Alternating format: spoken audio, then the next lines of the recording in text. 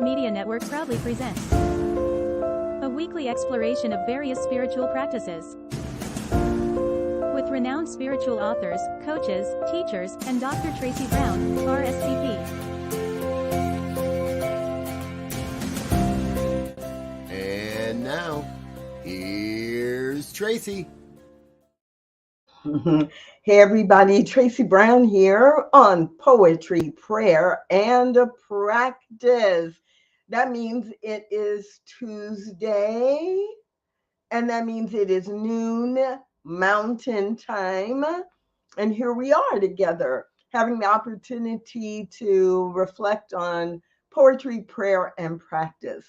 And you may have noticed in the show title for today that today is the final show. Now, that's really interesting because I tend not to use the word final because what do I know? I may get some message, some direction, some guidance that says you need to do some more shows on poetry, prayer, and practice. But in this moment, in this time, it seems like it is time to put some closure on poetry, prayer, and practice. And so that's what we're doing. So I try very hard to never say never. I'm not saying that you'll never hear me talk about these topics again, but at least for now, this show, Poetry, Prayer, and Practice, will be coming to a close this afternoon in this segment, in this session. So I'm always aware that there could be someone who was forwarded a link to the show or just came across the show by coincidence. So even though we are closing out the show, I do want to take 60 seconds to talk about the foundation of the show and what the show has attempted to do over the last 14 months. And that is to create a space where, in a time where we can really look at poetry and how it is a spiritual practice, or poetry and how it supports us in our spiritual practice, how it can open the door to a deeper understanding of spiritual principle and law. And in the show, we also have spent a significant amount of time digging into prayer, and not just doing prayer, although we have done some of that, but beginning to go beneath the surface of prayer and understand why it works, and also how you can use it. And then poetry, prayer, and practice allowed us to use a focus on practice to look at many, many different kinds of spiritual practice that we may use or that others use, and explore, what spiritual practices really work for me. So that's been the premise behind or underneath poetry, prayer, and practice. And today what I want to do is share some highlights from some of the shows, and highlight how we have actually done the talking about poetry, about prayer, about practice. If you have been someone who watches regularly, I would love it if you would not only check in, but if you would share a highlight that comes to mind for you. Maybe it was a particular guest I talked to that really had an impact on you, or maybe it was a particular topic that I presented or shared that helped you go a little deeper or understand something better. So if you have your own examples of what you've gotten by watching poetry, prayer, and practice in the past, I'd love to highlight and feature those. Of course, I want to say some thank yous to a few people and share with you how you can access past recordings or recordings of past shows. And then, depending on how much time we have, I may whisper what you can look for next. So let's talk about some of the shows that have been a part of Poetry, Prayer, and Practice. You know, I think as it relates to poetry, the two shows that really stood out for me, and now watch, what's going to happen is as I think about them, then I'm going to think about another one and another one and another one. But the two that really stand out for me was one of the earliest shows where I had a conversation with Australian poet David Tennyson. And not only did he share some of his poetry, but we had the opportunity to talk about this link between poetry and our spiritual grounding. If you have not watched that show, I encourage you to look for it.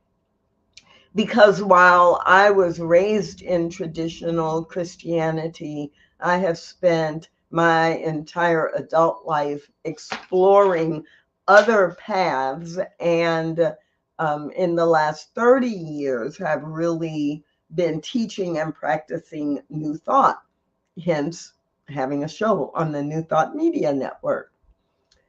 It was very interesting to spend time with David Tennyson because he has been an evangelical Christian pastor. He has been a thought leader and theologian about Christianity, and how Christianity needs to or might consider shifting in the 21st century. He's been someone who's been an educator, and he has traveled all over the globe speaking and teaching. And so it was so fabulous to converse with him about not only his poetry, but poetry in general, and how, regardless of spiritual path, regardless of spiritual tradition, poetry has a way of helping us tap into the mystical nature of life itself, of spirit, of God, of religion, of being in community. So, related to poetry, that's one of the ones that comes up. And of course, his poems were powerful, and that helped as well make that one of my favorite shows about poetry. The other one that comes to mind that was very high on the list is the show where I had the opportunity to visit with Gary Lynn Floyd and Robin Hackett. And we talked about how songs and music, the lyrics to songs, are simply poetry, but presented from a musical perspective. And that conversation was one that I had a germ of an idea that, wait a minute, songwriting is writing poetry. But I had not fleshed it out. And I thought, I am not a songwriter. And so maybe I should have people who write and sing and perform songs come on and talk about that. So we had a lovely conversation about how songwriting lyrics are often, not always, but often are poetry, and how combining those lyrics with a melody and with harmonies and with multiple voices or multiple instruments creates a greater intensity that helps me and you and whoever is listening to the music go more deeply into whatever the principle is, whatever the spiritual message is. So those two really come to mind immediately as two of my favorites related to poetry. And I'm going to be a little disciplined because now three more shows have come to mind that I'd like to talk about, and maybe I'll go back to them. Or maybe I will just encourage you to look at the entire playlist and find one or two that you want to listen to. So, poetry, prayer, and practice. Couple of shows that really felt important to me related to prayer. One was about using, identifying, and selecting and committing to prayer partners, to being a prayer partner. How do you find a prayer partner? What are some of the questions you might want to consider before selecting a prayer partner? If you're like me, you've been in classes or workshops or, learning situations where maybe you were assigned a prayer partner. That's happened to me a number of times. And sometimes it worked out beautifully, and sometimes it didn't. I've had much greater success when I have really considered what am I looking for in a prayer partner, what kind of prayer partner is going to be a good match for me, my style, my time availability, what we are looking for together. And so that show is one of my favorites because, in fact, I've gone back and looked it up and listened to it because a couple of months ago I was considering um, someone as a prayer partner. We were considering each other. It's not like I had, all the power to make the decision, but I went back and listened to it and sent that person a link and they listened to it.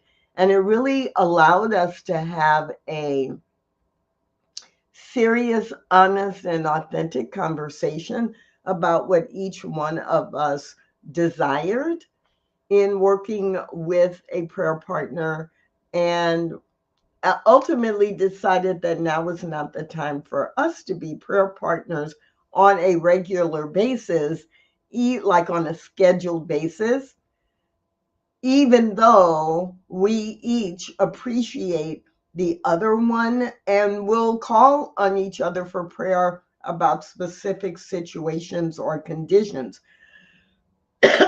But we decided not to make the commitment to be, prayer partners who met on a scheduled basis once a week for the calendar year 2024, which is what we started out talking about.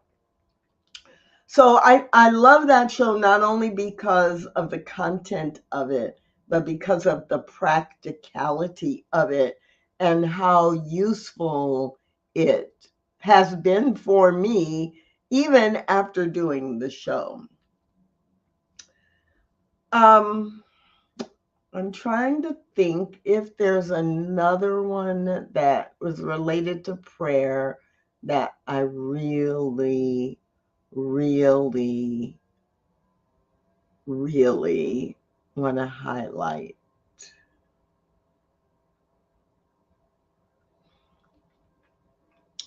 I No, that's it. That's the one I really want to highlight. There are several, there's more than one or two that I want to highlight on spiritual practices. So if you missed any of these shows, the reason I'm talking about them is to encourage you to know that these are the kinds of shows you can find if you go back into the archives or if you go to the playlist that I'll post a link to in just a little bit. So in general, I loved the shows where I had a guest and we talked about spiritual practices, because I always would ask them, what spiritual practices are working for you right now? And it was great because it reminded all of us that just because certain spiritual practices we really like or we've used for 10 years, that it is okay. We have permission to shift them or to shake up our practice and try different things or change the pattern or rhythm of our practices. One of my favorite shows was the with the featured guest, Reverend Sunshine Michelle Coleman. And actually, I loved this show so much that I did a replay of it in December. I think we did the original recording in August, and I replayed it in December. And I'm talking about it now in February because the feedback that came from that show was people saying how powerful and practical the examples that Reverend Sunshine Michelle shared were for them. That they were examples, there were examples given, not just of what to think about, but actual spiritual practices that you could incorporate into your life. And so that's one of the favorites. I also realized I did a couple of shows about affirmations. One of them was about, what do you do when you feel like your affirmations are not working? Like, I'm using affirmations, but I'm not seeing a change in my life. Or I have this affirmation that I developed when I was in this class a couple of months ago, but I still don't believe it. And so I love the show that was really about, oh, wait, my affirmations are not working. What can I do? And really, it was a show that helped you diagnose why your affirmations might not be working. Because once you're clear that, oh, it's not working because I'm not saying it over and over, because it's so long I can't even remember it. I have to have a piece of paper in my hand with it written down and I'm reading it word for word. And when that happens, it's keeping you distanced from it. You're not having the feeling that belief indicates. And right, it's just, I'm in my head. I'm in my head reading these words. They're pretty words. I spent 30 minutes selecting them. They're the perfect words, but I don't remember it. I don't feel it. And no wonder it's not working. Right. So that show goes through the show about what do I do when my affirmations are not working, is one that is, I think, really practical. And I'm noticing a pattern here. Most of my favorite shows, they're my favorites because I could see exactly how I could use this, or I could incorporate this practice into my life. And so, again, I know a couple of you have joined since the first 5 minutes where I said, please feel free to put in the comments or in the chat if there was a past show on poetry, prayer, and practice that had a strong impact on you. Either you learned something you didn't know, or you got an idea of something new to do, to practice, or you just really loved the guest. A lot of people commented that day and also commented later that they just loved Sunshine Michelle Coleman, Dr. Sunshine Michelle Coleman, as a guest, and also said it was because the content she shared was so practical. Another guest who I had on multiple times was Suzanne Massey, and that was a result of people's feedback. And so we did one show that was pretty heavily leaning into poetry, poetry from different authors. And we did one show that was really about prayer and how we can power up or increase the power, the strength, the faith, and the belief that actually fuels whatever we have put into our prayer request. And no surprise, one of the 3 times that Suzanne was on the show, we actually talked about poetry, prayer, and practice, but we leaned a little bit more into practice and practices that either she uses or practices that as a licensed practitioner she uses when coaching clients or coaching people from her spiritual community. So those are some of the shows. Let me just take a deep breath and see if there's any other that I really want to highlight. Yes. So I was in a conversation with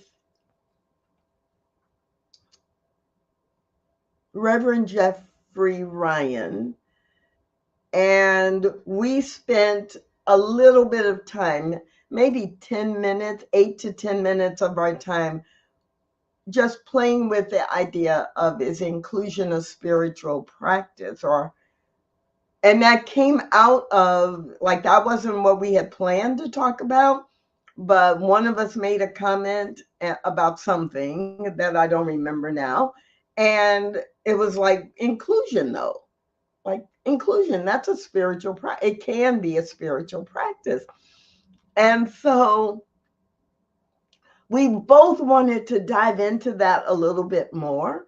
And so in later in the year 2023, in mid-December, we actually did a show where that was the focus. How is inclusion a spiritual practice? How is practicing inclusion? How is inclusivity a spiritual practice? How can it be set up as a spiritual practice? And how do we integrate that into our other spiritual practices and key principles that we are living with as our guides? And so that was a very special show around spiritual practices for me that actually helped me decide that in 2024, I want to spend a lot more time focusing on how we can practice inclusivity, moving toward creating inclusive environments in our spiritual communities, and understand and commit to incorporating our spiritual practices in that process. So what I can say is that, when I look back over the 60-ish number of shows for poetry, prayer, and practice, there are so many I could highlight. But instead of doing that, I am going to encourage you to go back and listen to the ones. So yes, Shay, in the first 5 minutes, I talked about this being the final, in quotes, final show for poetry, prayer, and practice, even though it's really hard for me to say the word final because nothing is ever final. We live in an infinite universe that is always creating and expressing and expanding and evolving. So we're evolving into something different, which I'm going to talk about in a few minutes.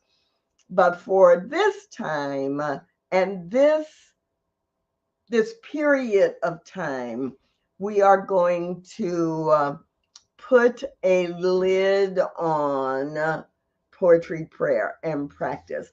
So I've been talking about some of my favorite shows and why they pop into my mind as a favorite show.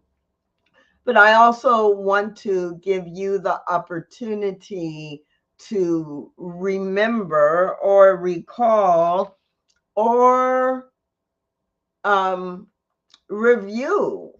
I just talked about the show on um, prayer partners because I knew I had done a show on that. I went to look for it and used it as a resource.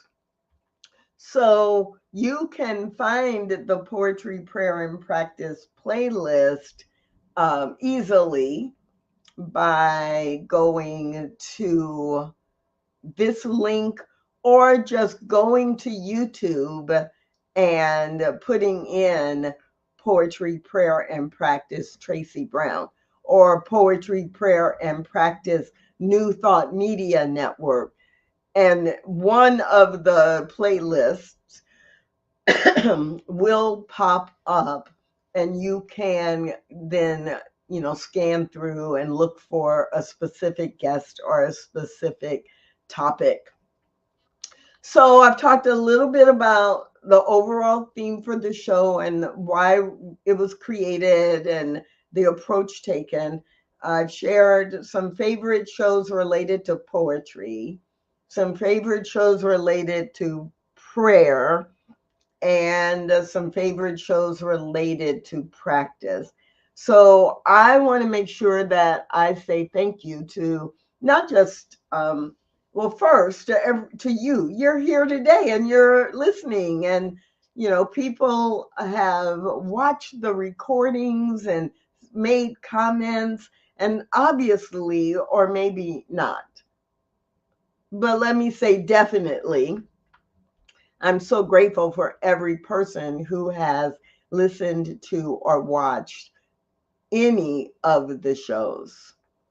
I'm especially grateful to the guests. I would say I had guests on about 60% of the shows, and 40% were shows that I was presenting information or giving updates or providing examples or taking you through an actual spiritual practice that we could do together.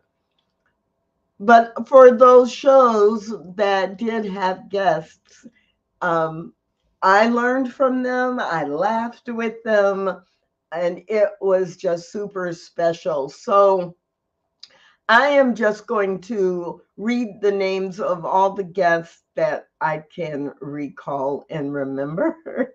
And if I miss someone, I apologize in advance.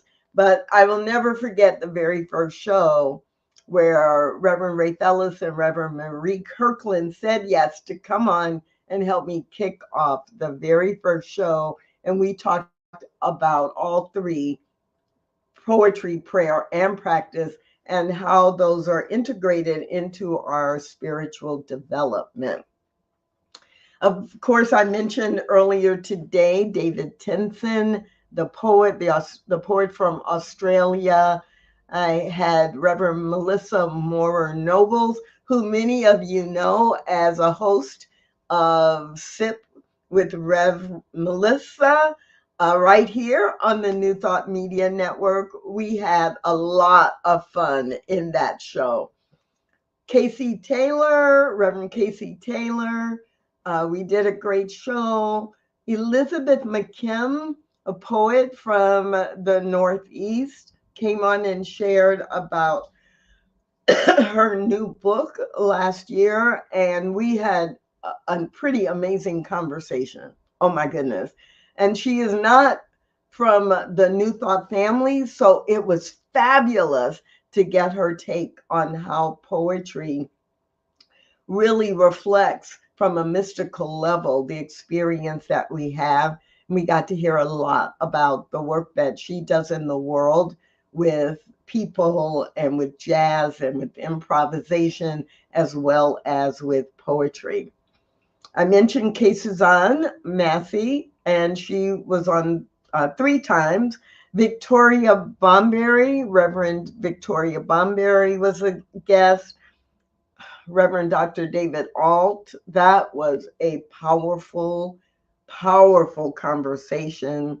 Cliff Rubin, thank you so much for sharing the story, true story. When Cliff Rubin was scheduled, if you didn't hear that show, when he was scheduled for a Tuesday, and over the weekend before, the end of the week before, he was hospitalized. He was almost in sepsis, and the doctors really didn't think he was going to live.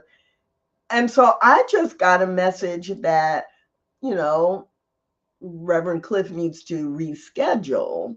But I didn't know the whole story until later. And a few weeks later, he actually came on the show, told the whole story about how close his body was to death, and what he did in terms of spiritual practice and using spiritual principle to turn everything around and be back on the platform speaking and teaching so quickly.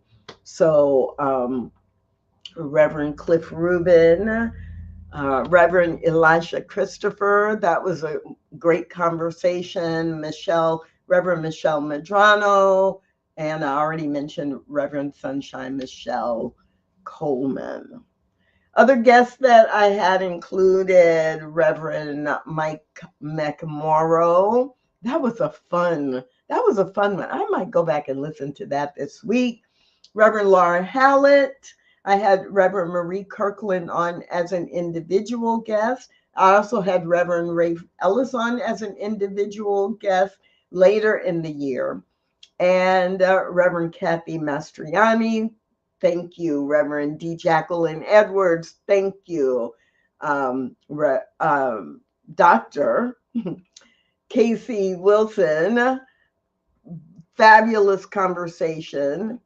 And that was a funny one because, you know, we started off, I think I mentioned we're going to talk about labyrinths, and we ended up talking about 10 other things that were really great.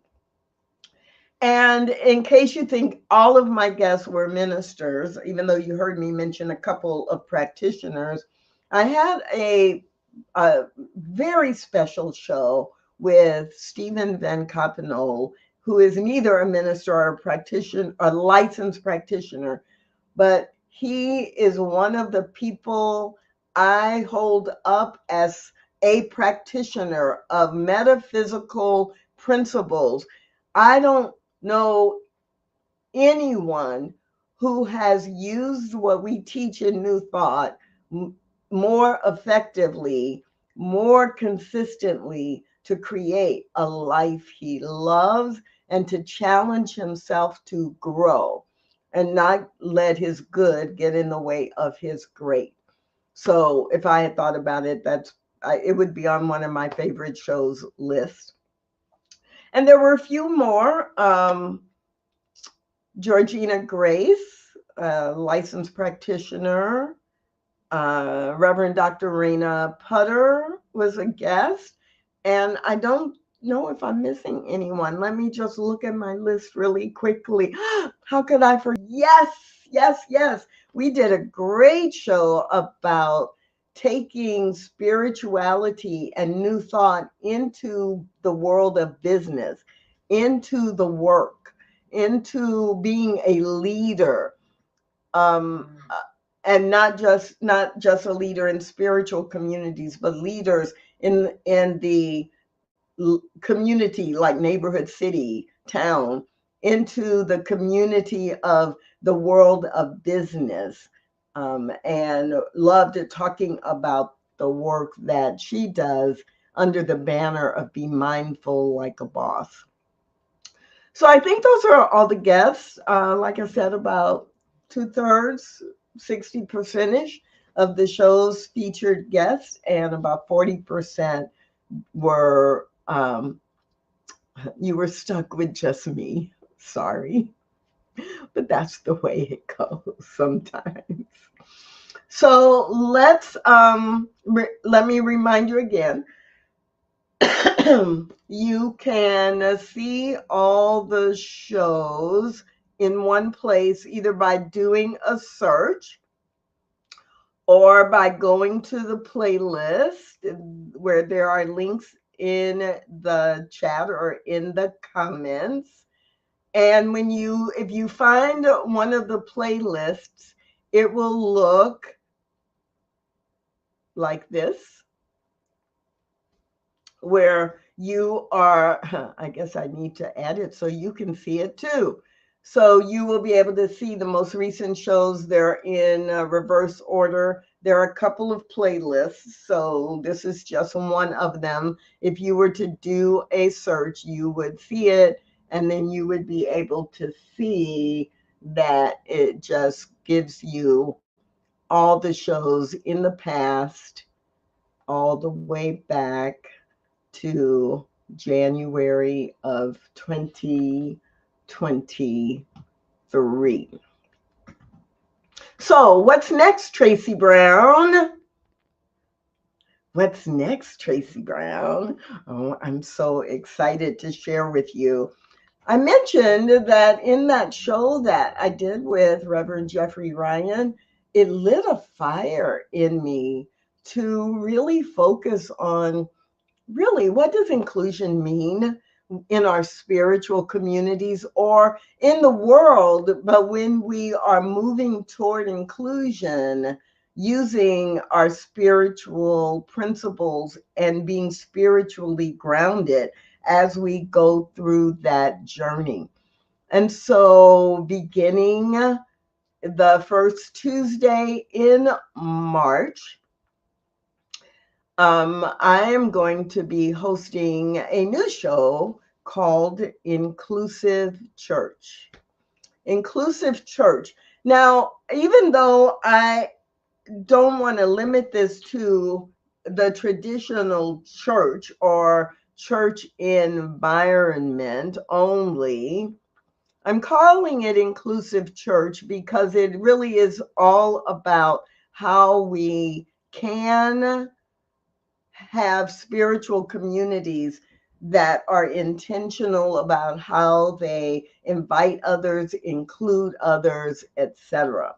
It is not just for ministers, it is for congregants. How do you want to be with each other? What kinds of conversations can you have? How do you model a commitment to being inclusive and respectful of people who are different from you? It's going to be very practical. It's going to be, here are conversations that you might have. I'll be having conversations with people about what they do in their focus group or their ministry or in their community or church. And there'll be plenty of opportunity, because we're right here on the New Thought Media Network, for you to put questions in the chat or in the comments that give us even more to talk about. So that's what's coming up next. If that sounds interesting to you and you have been following Poetry, Prayer, and Practice, it's going to be really easy, because it is going to be a show. Inclusive Church will be a show that airs at noon Mountain Time on Tuesdays.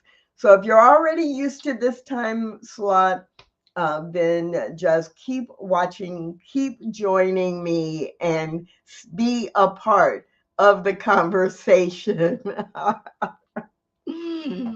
So what I'm hoping, Wayne, is that when we are intentional about bringing our spiritual principles into our relationships with people, that we won't have to think about it as, ew, do I have to deal with people today? because I am like you. There are so many times when I think this would be so easy if people weren't involved. Oh, this would be great if people with those certain kind of attitudes didn't show up. Or I was doing just fine until someone who has different cultural patterns or different needs or expectations has joined the team, and now I have to navigate that. And so those are some of the things that we'll be exploring as part of the Inclusive Church show. So I just want to give you an official invitation to join me beginning the first Tuesday in March 2024, and just check it out. Or if it is something that is not of interest to you, that you will share the information and a link to the people you know who may be looking for answers, who may be looking for a place to ask questions, and who may be looking for new ideas about the spiritual imperative for us to create heaven on earth, to create a world that works for everyone, to create spiritual communities where oneness does not mean or require sameness. That's what we'll be talking about. So we're closing out poetry, prayer, and practice.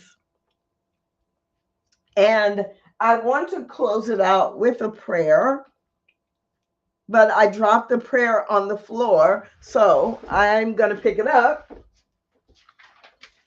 because it's not a prayer that I have memorized. Now, no surprise to some of you, or maybe all of you, if you've been listening to today's entire show, I chose a prayer that is a poem. It is a prayer of blessing written by David Tinson. And I'll read it twice. May you be surrounded by those who surround you with hugs that hold your world together. Words that ground your feet to belong. Joy that strengthens your heart to endure. And eyes that hope to see yours again. Repeating. May you be surrounded by those who surround you with hugs that hold you together. Words that ground your feet to belong. Joy that strengthens your heart to endure, and eyes that hope to see yours again. I sure hope to see your eyes again right here on the New Thought Media Network or in person somewhere around the globe. This blessing of surrounding by David Tinson is exactly what I hope for you and for me and for all of humanity. Thanks so much for being a part of Poetry, Prayer, and Practice.